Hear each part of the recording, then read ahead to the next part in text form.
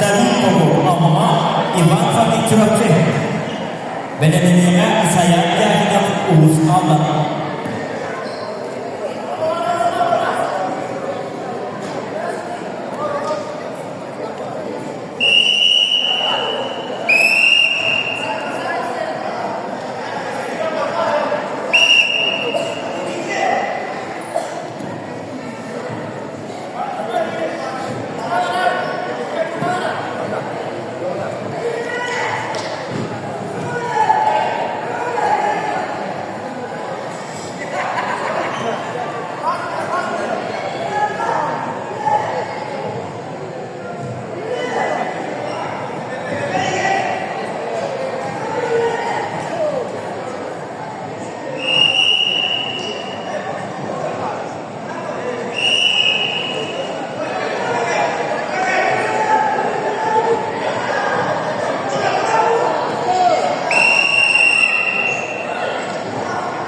Akabinde Eras'ın kayıtlısı Sayın Sreven Cumhurbaşkanı